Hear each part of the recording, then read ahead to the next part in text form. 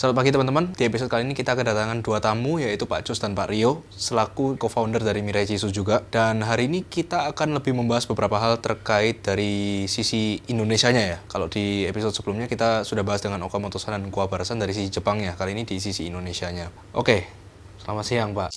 Selamat siang. Halo. Kita hari ini lebih tepatnya bahas 3 hal sih Pak.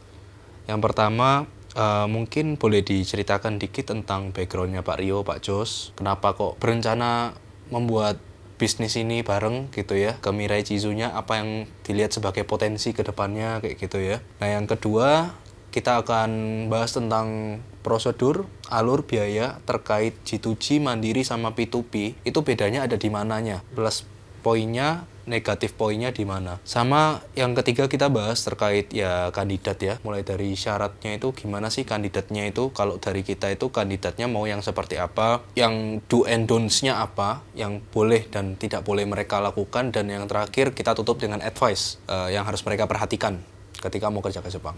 Oke, mungkin boleh dari Pak Rio dulu. Ceritakan seperti semacam kayak background-nya. Terus kenapa kok memilih bidang ini untuk dikerjakan. Terima kasih sudah mengundang Pak Will. Jadi ceritanya kenapa ikut menjadi co-founder daripada Mirai Chisu dan mengerjakan bisnis ini karena saya melihat bahwa salah satu keunggulan dari Indonesia itu adalah human capital gitu, karena kita punya jumlah orang yang terus bertambah tiap tahun, dan dibanding Jepang yang punya populasi sekarang lebih decrease ya, lebih berkurang, dan mereka adalah aging country gitu ya. Dan dari situ saya melihat bahwa peluang ini terbuka lebar untuk kita bisa mengirimkan lebih banyak tenaga kerja ke Jepang gitu ya. Dan kita melihat bahwa Indonesia punya potensi itu, punya kemampuan itu, karena orang-orang Indonesia selain daripada dikenal ya trustworthy gitu ya kalau di Jepang, dan juga terkenal dengan earnest itu sincere gitu ya, baik hati ya, ramah gitu. Itu satu nilai poin plus daripada bangsa Indonesia gitu. Dan ini saya rasa punya modal yang cukup kuat untuk kita bisa ekspansi ya, kita bisa mengirimkan lebih banyak orang lagi ke luar negeri gitu. Nggak cuma di Jepang, tapi ya kita starting point-nya di Jepang seperti itu. Sebelumnya Pak Rio sendiri pernah kerja atau pernah berbisnis di bidang yang mirip-mirip dengan ini nggak? Yang ya mungkin outsourcing atau mau agency kayak gitu-gitu? Saya first time sih. First time ya. Oke. Melihat industri ini, yes. Oke. Gitu. Tapi saya memang sudah pernah mengerjakan ekspor impor sebelumnya. Oke. Produk komoditas seperti itu.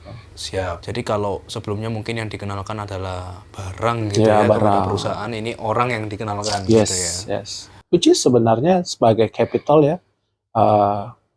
tidak terlalu jauh beda lah gitu. Karena yang dilihat adalah competitive advantages daripada sebuah capital ini. Misalnya kayak barang ataupun orang gitu. Itu treatmentnya memang kalau orang lebih ini ya, lebih complicated ya, karena banyak regulasi gitu ya dibanding produk seperti itu. Oke. Nah kalau dari Pak Jos gimana Pak? Wah, kalau saya sebenarnya udah lama sih mulai ini ya terlibat dalam pengiriman tenaga kerja ke Jepang. Dari 2014 sebenarnya itu dimintain tolong sama teman saya. Waktu itu saya cuman iseng aja sih sebenarnya dimintain tolong sama teman, karena saya orang IT ya, kebetulan dia minta tolong, Pak Jos tolong dong dilihat dari sisi website, dari sisi sistemnya kita alurnya ini udah benar atau belum gitu. Dan dari situ mulai lihat ternyata itu baru gitu ya. Ternyata ada pengiriman tenaga kerja ke Jepang yang resmi gitu. Kita nggak perlu bingung-bingung. Nah, tapi waktu 2014 itu kita baru pemagangan, belum ada SSW seperti sekarang. Iya. Dari 2014 sampai 2019 pada saat SSW mulai diumumkan sama pemerintah Jepang, itu udah ngelihat benar-benarnya LPK ya, mulai dari LPK maupun AO-nya sendiri juga, dan itu ngenes sebenarnya. Entah itu dari sisi biaya, entah itu dari sisi treatment ke pekerjaannya. Susah cari lembaga yang bisa ngirim ke Jepang dengan bertanggung jawab intinya. Nah, pada saat SSW ini muncul, saya ngeliat ini kesempatan baru nih sebenarnya. Kenapa? Ya karena tenaga kerjanya beda treatmentnya dari pemagangan gitu ya.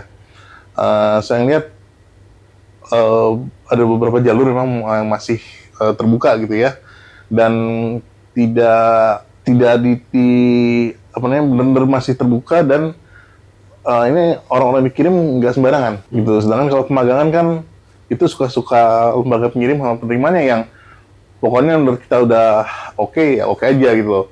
Sedangkan perusahaan penerima cuma tinggal terima aja, nggak tahu apakah pendidikannya benar atau enggak. Dengan SSW ini yang sekarang kita masukin, itu ada sertifikasi intinya. Itu yang menurut saya beda gitu ya. Apalagi memang secara, bagaimana kita ngomong secara hukum. Secara hukum, treatmentnya antara pekerja yang berangkat SSW ini harus sama dengan orang Jepang sendiri.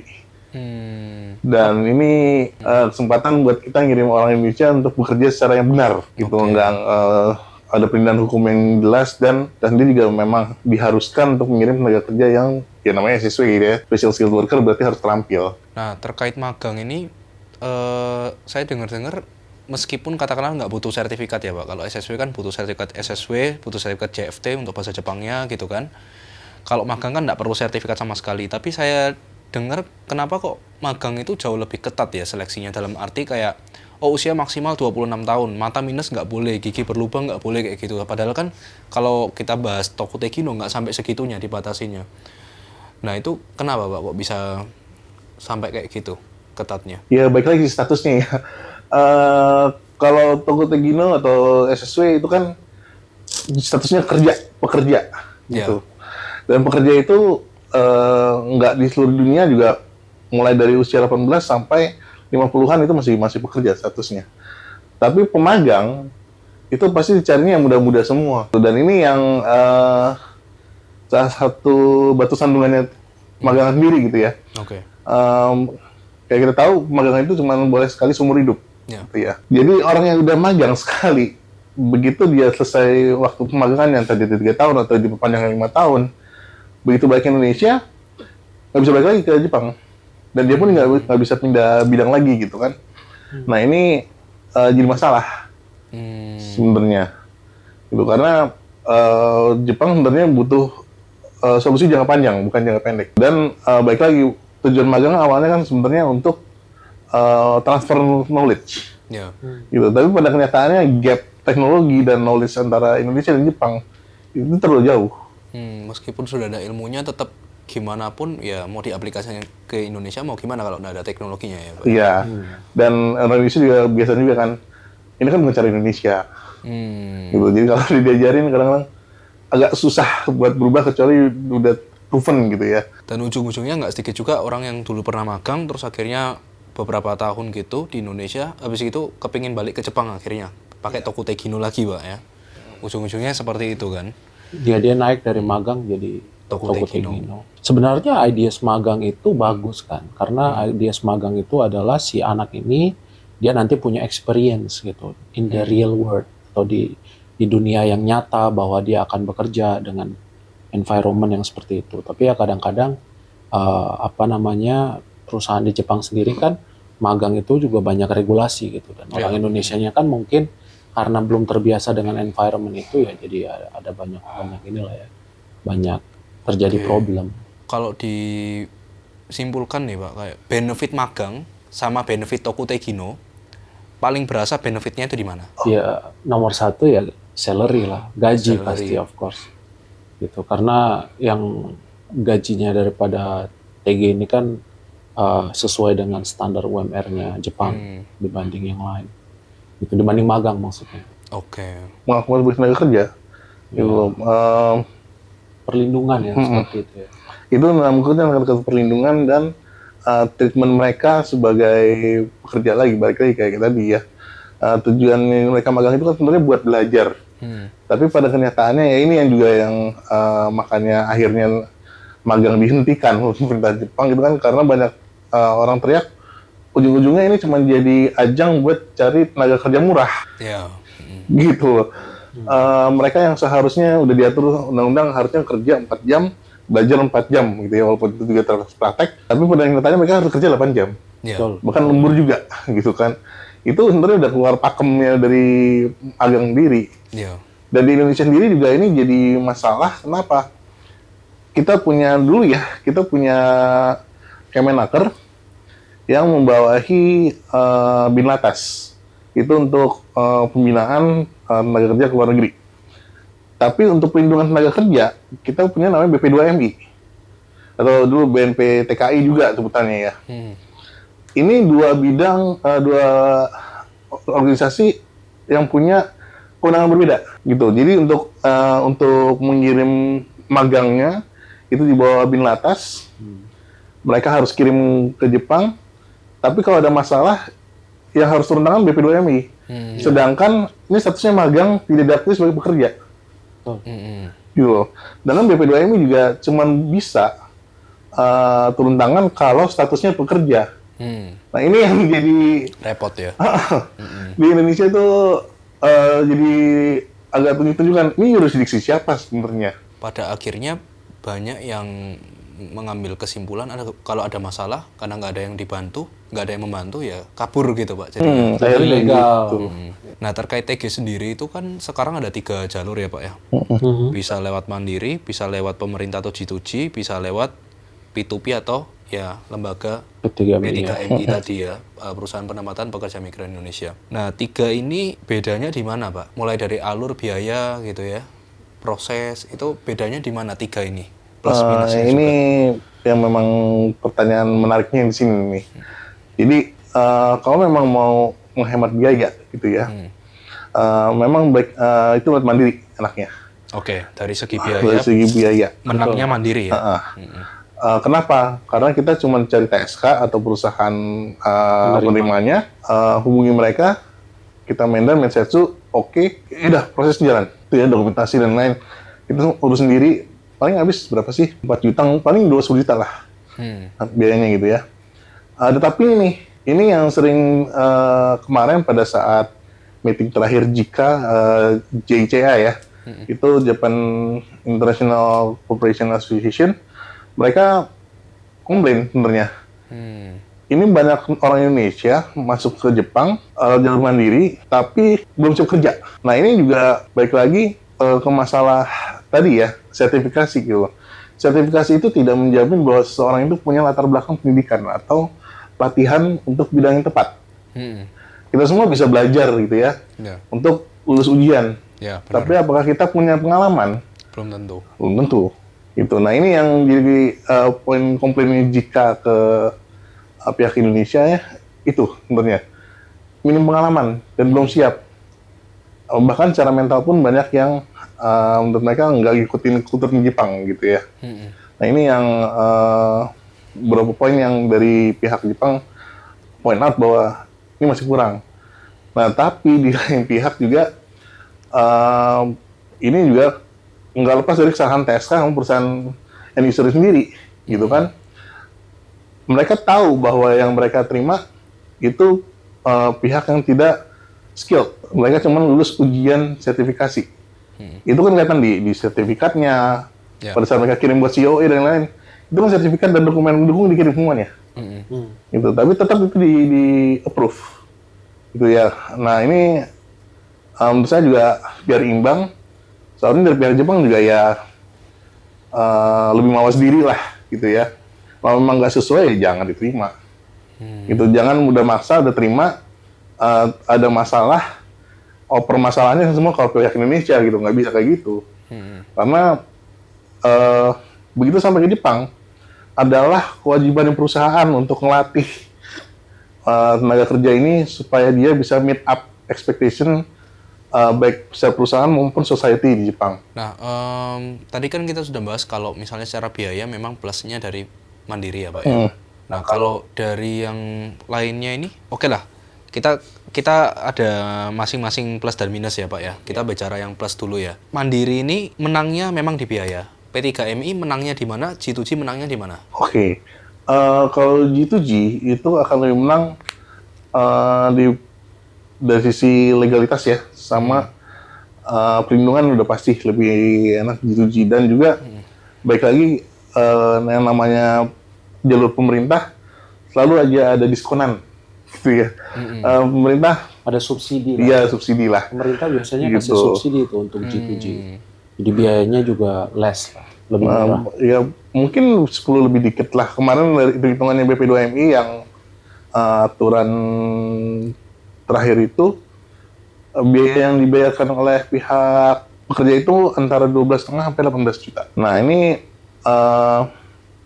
balik lagi ke P3MI ini yang terakhir yang baru digongin sama Kemenaker sama P2MI. Nah P3MI sendiri juga sebenarnya punya jalur VIP sih, gitu ya. Kenapa? Karena dari awal kayak kita tahu pada saat kita apply izin buat Mirai Map juga Mirai Cizu ya, kita harus punya kerjasama dengan P3MI. Iya. Bukannya lagi dengan LPK atau dengan lembaga lain gitu ya. Iya. Itu udah harus pakai P3MI. Bahkan di websitenya government Jepang pun ssw.go.jp ya, itu udah mention P3MI. Gitu. Jadi ini udah sebenarnya dari pemerintah Jepang pun juga udah mulai ngarah ke situ. P3MI karena kerjasamanya sudah divalidasi, jadi sesuai dengan aturan UU Nomor 18 Tahun 2017, alurnya adalah kerjasama antara TSK atau EPSP atau end user ya, perusahaannya sendiri dengan P3MI itu harus divalidasi dan verifikasi oleh KBRI. Gitu. Nah dari KBRI akan mengeluarkan kayak izin ya, bukan izin sih, verifikasi, rekomendasi bahwa benar nih sudah diverifikasi. Nah ini nanti oleh pihak Jepang sendiri, EPSP maupun perusahaan ininya daftarin ke Kemenakernya Jepang, P3MI kita juga akan daftarin ke BP2MI. Oke. Jadi dari sini BP2MI baru akan nerbitin namanya SIP. Surat izin perekrutan berdasarkan job order yang masuk dalam perjanjian tadi gitu ya. Dengan SIP ini baru P3MI bisa ngeluarin job order resmi. Dia harus ngasih nomor verifikasi dari KBRI-nya, SIP dari BP2MI. Itu baru job order resmi sebenarnya. Nah dari dua nomor ini dia bikin ya format ada ya untuk job order yang dikirim keluar. Nah ini baru pembagian tugas itu dari P3MI tugasnya adalah memberangkatkan, dia tidak melatih. Yang melatih itu LPK, APK ya. Betul. lembaga pelatihan kerja ya. Dan ini sudah jelas dijelasin di undang-undang itu juga bahwa LPK harus melatih sesuai dengan standar yang ditentukan oleh negara penerima. Dalam hal ini SSW ada 14 bidang ya, sekarang ada 18. Tuh. Dan masing-masing ada standarnya masing-masing juga. Ini yang harusnya LPK lakukan. Sebelum pelatihan, nanti dia berdasarkan job order dari P3MI, mereka kerjasama dengan pengiriman. Nah, enaknya apa? Kayak dokumen-dokumen gitu ya, paspor, SKCK. Kalau mandiri sama government itu agak belakangan. Harus nunggu di Cisco P2MI dulu. Untuk P3MI, ini begitu mereka dapat surat perjanjian kontrak dari P3MI untuk calon PMI-nya, ini mereka langsung diurusin semua. Paspor, SKCK, EID ya, karena waktu itu belum terima COE, jadi namanya EID. Bahkan sampai BPJS pun juga selesai langsung di depan. Terima jadi ya, Pak. Dibantu lah. Udah proses internalnya mereka harus membantu CPMI untuk dapetin semua dokumen itu. Nah, begitu mereka wawancara, ini juga bisa dibilang karena udah melakukan pelatihan ya. Dari pihak Jepang pun juga akan less pressure sebenarnya. Gitu, karena mereka ngeliat bahwa ini prosesnya udah ngeliatin proses pelatihan, proses pengiriman, dan ini tinggal wawancara aja nih sebenarnya. Nah, tinggal balik lagi yang pertanyaan, pasti berangkat nggak sih? Itu kan ya, ini pertanyaan klasik yang ya jawabannya ya tergantung kalian sendiri. Ya, mau pakai apapun ya, mau government, mau pakai P2P, mau pakai mandiri, pasti berangkat atau enggak. Ya, by the way, yang banyak yang masih miskom ya, Pak. Mandiri itu berarti semuanya dilakukan sendiri. Bukan berarti seperti itu kan. Maksudnya dia ikut LPK pun, cuma kalau LPK-nya nggak ada P3MI ya tetap dia mandiri gitu kan sebenarnya. Nah, jadi sebenarnya mau lewat apapun ya, mau belajar sendiri, mau lewat LPK gitu ya, dan itu semua mandiri ya. Mau lewat P3MI atau mau lewat government, kalau misalnya anaknya memang nggak niat ya nggak bisa, nggak ada yang nggak bisa jamin dia untuk berangkat, sama aja. Karena itu balik lagi ke diri orangnya masing-masing. Iya. Ya balik lagi kan sebenarnya mereka mau berangkat ke Jepang itu tujuannya mau ngapain gitu kan. Mau bekerja atau mau yang lain seperti itu. Kalau dia mau bekerja, of course anak ini pasti lebih lebih aktif lah ya. Lebih proaktif untuk mencari tahu informasi ya kan, benefit ataupun apa keunggulan daripada setiap cara ini gitu. Kalau dari pengalaman saya bisa bedakan dua anak ya Pak ya. Niat sama enggak itu sebenarnya, kalau misalnya niat, dia itu tanya duluan ke kita. Kalau ada, dia akan berusaha mikir ini kenapa kok gini, ini kenapa kok gini, ini kenapa kok gini, dia tanya dulu. Dan taunya besar deh di awal. Tapi kalau nggak niat itu, katakanlah soal ujian ya. Ujiannya itu katakan dilakukan bulan 11, sekarang bulan 12 sih anggapannya. Terus dia yang nggak niat ini, pertanyaan yang muncul, loh kok saya nggak dikasih tahu? Harusnya bukan gara-gara kamu nggak dikasih tahu, kenapa kok kamu nggak cari tahu gitu kan? Sebenarnya kalau saya sih bisa bedakannya dari situ ya. Anak yang minta disuapin ya anggap aja nggak niat gitu. Sama anak yang rasa ingin tahunya tinggi.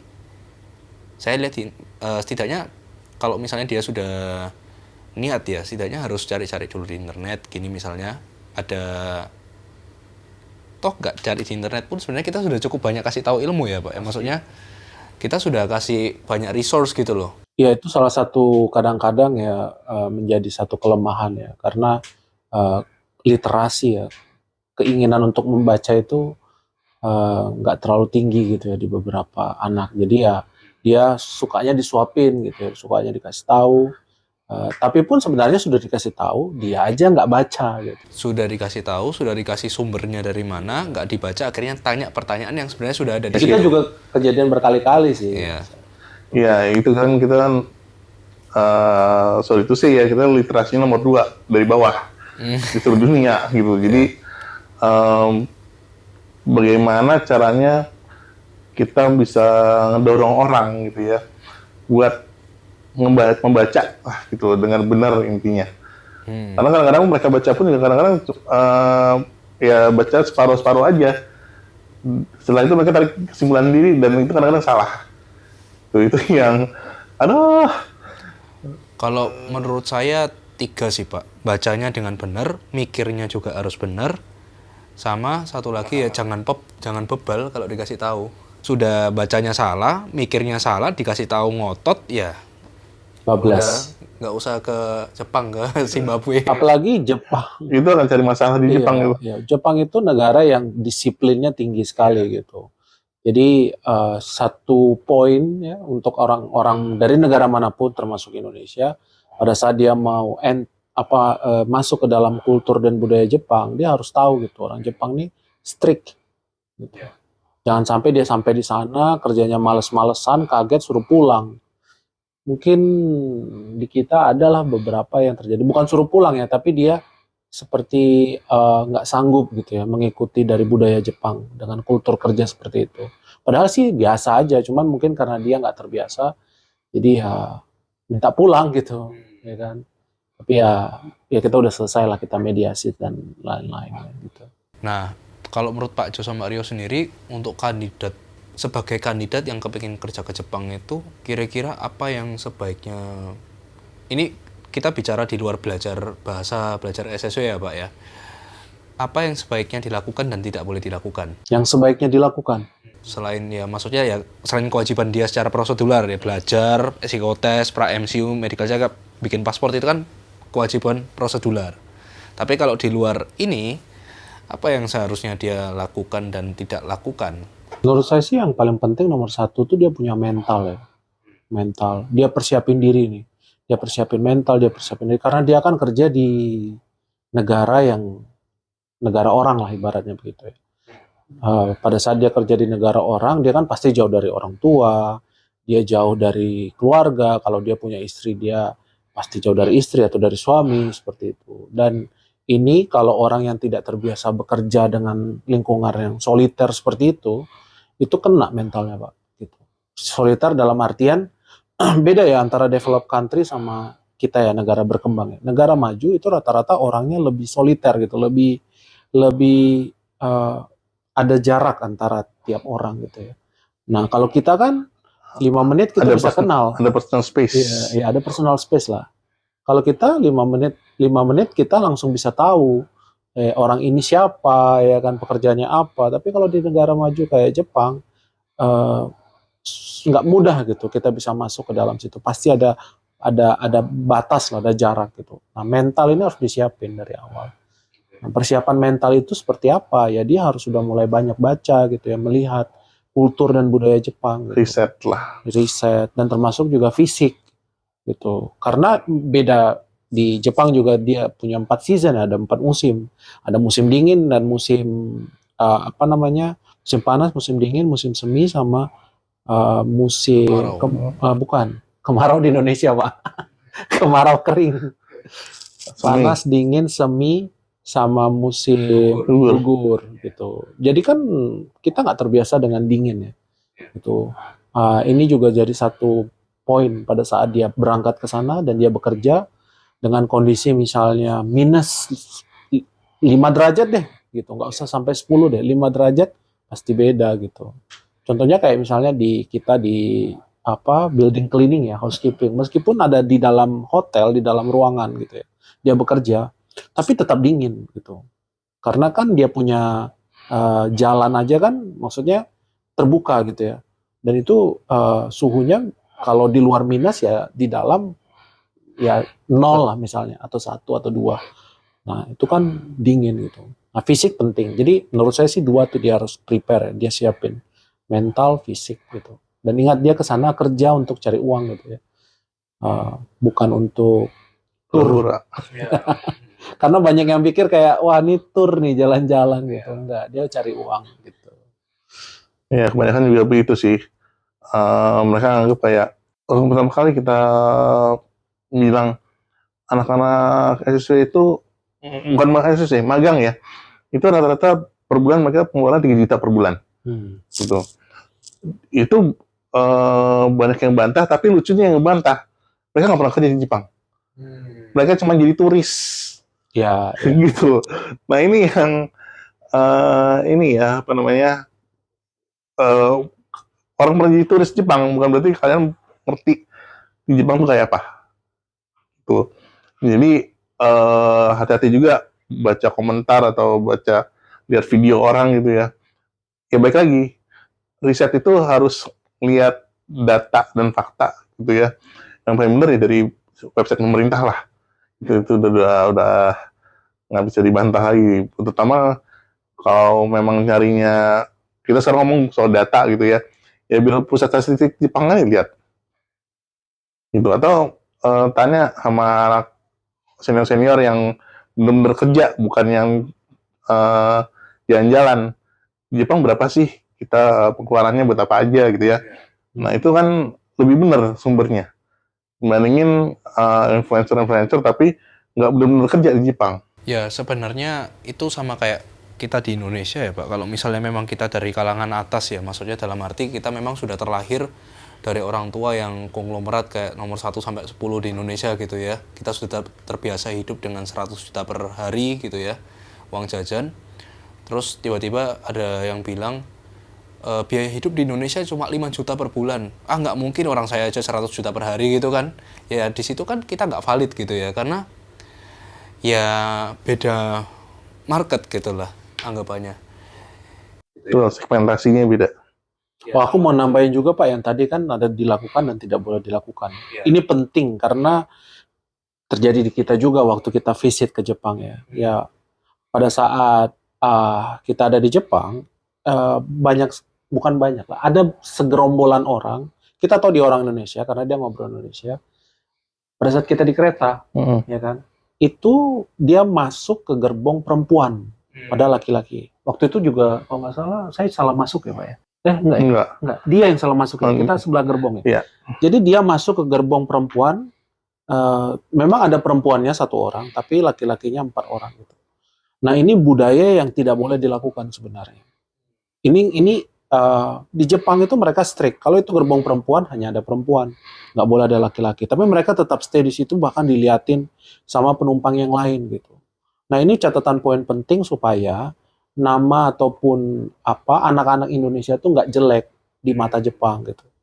Bahaya kalau misalnya kita di blacklist suatu saat ya, karena kita misalnya melanggar banyak budaya yang sudah mereka punya gitu. Karena kita harus hormatin di mana kita berada gitu kan. Ini kan negara orang gitu ya. Jangan sampai negara orang terus kita wah seenak jidat gitu ya. Itu juga nggak boleh. Dan bahkan Pak Jos tegur waktu itu. Dia tegur, dia kejar itu anaknya, dia tegur dari mana gitu ya. LPK mana, asal dari mana gitu. Tapi anaknya kabur gitu. Ini satu poin yang penting nih kalau teman-teman mau berangkat. Hargain budaya orang. Ya, apalagi tadi juga baru baca ya dari berita di Jepang, orang Indonesia ini dalam 2 tahun ke depan kemungkinan udah bisa ngelewatin pekerja SW di Jepang dari Vietnam. Itu artinya exposure kita akan makin tinggi. Betul. Betul. Dan makin tinggi bukan berarti kita makin harus ngirim asal-asalan gitu ya anak-anaknya. Justru tanggung jawabnya kita untuk ngirim orang-orang yang memang benar-benar siap kerja dan ngerti culture Jepang kayak apa. Gitu. Karena kalau enggak ya misalkan gitu ya. Kayak tahun 2017-2018 pas saya backpacking ke Jepang, beda setahun itu padahal. Di tempat makan yang sama, itu ada tempelan kertas tulisannya awas barang bawaan Anda. Gitu, banyak pencuri. 2017 pas saya ke Jepang itu belum ada tulisannya. Nah ini apa ya? Jadi ya baik lagi ngenes gitu ya. Jepang yang kita kenal sebagai negara yang aman, kita bahkan sering dengar kalau laptop kita tinggal di meja pun atau di taman pun, baik lagi besoknya masih ada di situ atau paling nggak ada di pos polisi terdekat gitu ya. Ini bisa sampai ada tulisan seperti itu, ya karena itu makin banyak pendatang yang tidak tanggung jawab intinya. Ya, itu juga harus ditekankan untuk anak-anak ya. Sebelum berangkat kita pasti briefing ya gitu ya. Tapi balik lagi untuk siapapun yang mau berangkat, cobalah kita hargai negara orang, ibaratnya kayak gitu sih. Oke. Nah, ini mungkin sekalian untuk menutup topik hari ini ya Pak ya. Mungkin dari Pak Jos, Pak Rio bisa memberikan advice terakhir atau ada kayak sepatah kata buat teman-teman lah yang mau berangkat di Jepang maupun yang sekarang udah di Jepang gitu loh. Apa advice-nya, sarannya mungkin buat teman-teman yang mau disampaikan lah Pak. Silakan. Duluan? Nanti I'm next. Berarti banyak itu tutupnya. Oke, kalau dari saya yaitu berangkat dengan benar, artinya kalian juga harus benar-benar milih ya jalur yang paling benar buat kalian berangkat ke Jepang, supaya di Jepangnya juga jangan sampai kejadian yang kita sering dengar, oh Jepang tuh nggak seindah seperti yang kita pikirkan gitu. Padahal masalahnya ada di pilihan kita sendiri. Tuh. Jadi kalian mulai dengan benar, berangkat dengan benar, bekerja dengan benar. Itu yang paling penting sih. Dan siapin mental kalian, karena pekerjaan apapun di Jepang itu selalu dianggap serius. Nggak ada yang setengah-setengah atau kita bisa kayak sambil megang HP atau santai-santai gitu. Itu jauhin lah. Perfeksionis ya Jepang. Oke, berangkat dengan benar biar nggak kejebak perusahaan ilegal juga ya Pak ya. Bekerja dengan benar agar nggak ya dipecat atau agar tidak ya diputus hubungan kerja lah. Sama satu lagi mungkin saya tambahkan, pulang dengan benar Pak. Jangan sampai pulangnya gara-gara diusir imigrasi. Gara-gara ilegal atau overstay gitu ya teman-teman ya. Karena kalau ilegal atau overstay ya teman-teman yang rugi gitu ya. Mungkin teman-teman nggak suka sama perusahaannya gitu ya. Atau teman-teman mungkin ada masalah sama orang-orang di situ. Cuma perusahaannya ketika teman-teman kabur mereka nggak rugi apa-apa. Mereka cuma paling oh ya udah berarti kita perlu ganti orang ini. Tapi teman-teman nggak boleh ke Jepang selama 5 tahun kalau blacklist pertama. Kalau blacklist kedua 10 tahun nggak boleh ke Jepang. Mau itu jalan-jalan, kuliah, kerja nggak boleh sama sekali. Gitu. Jadi ya rugi. Gitu sih. Oke. Pak Rio. Saya sih spesifik untuk teman-teman yang mau belajar dan bekerja di Jepang. Paling penting adalah kalau teman-teman mau belajarnya di Pocket Nihongo, ya kan? Karena it's salah satu yang terbaik lah gitu ya untuk sistem pengajaran bahasa Jepang gitu ya. Dan kalau mau bekerja itu ya balik lagi tadi sudah dibilang sama Pak Jos supaya lebih serius gitu ya untuk bekerja di Jepang. Jadi jangan cuman lihat Jepang wah ya indah gitu ya ataupun budayanya dan maunya jalan-jalan gitu di Jepang. Enggak, kalian kesana itu bekerja gitu ya, mencari uang. Karena kalau mau jalan-jalan gaji berapapun ya pasti habis, Pak. Jadi kan kita kan harus ingat kalau kita bekerja kan ada waktunya 3 tahun misalnya gitu ya, kita punya visa. Dan itu kan kita harus pulang lah dengan membawa uang gitu ya. Jangan cuman pulang nggak bawa apa-apa nih gitu. Jadi targetnya seperti itu. Setidaknya kalian punya tabungan lah yang bisa nanti kalian bisa pakai entah untuk bisnis misalnya balik ke Indonesia atau seperti ya yang lain gitu. Itu sih paling penting. Saya setuju sih, karena percuma sih kalau kerja di Jepang katakanlah 5 tahun ya Pak. Nggak bawa tabungan apa-apa ke Jepang, nggak bawa tabungan apa-apa pas pulang ke Indonesia. Ujung-ujungnya nganggur lagi gitu ya. Mau balik ke Jepang lagi kan sudah nggak bisa, TG1 maksimal 5 tahun.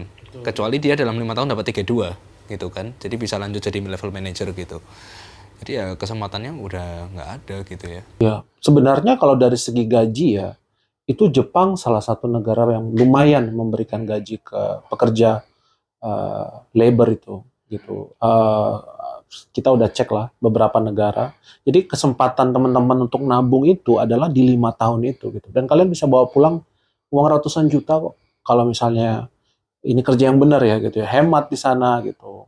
Toh nanti kalau misalnya pulang ke Indonesia bawa tabungan yang besar, kalian bisa bekerja kembali di sini, belum tentu kalian punya gaji sama seperti di Jepang gitu. Setengahnya pun belum tentu. Belum lagi kalau katakanlah sudah pulang ke Indonesia, mau balik Jepang lagi sudah kepentok batas usia. Nah, itu dia. Iya, makanya. Makanya ini peluang gitu ya, teman-teman selagi muda, selagi punya kesempatan, pakai baik-baik 5 tahun ini untuk mencari uang gitu. Oke, siap. Kalau gitu terima kasih teman-teman, episode kita kali ini sekian ya. Jadi kita banyak dapat insight terkait mulai dari proses, biaya, alur sampai dengan advice ya yang teman-teman sebaiknya lakukan maupun teman-teman yang tidak sebaiknya lakukan ketika teman-teman mau bekerja ke Jepang. Oke, kalau begitu terima kasih.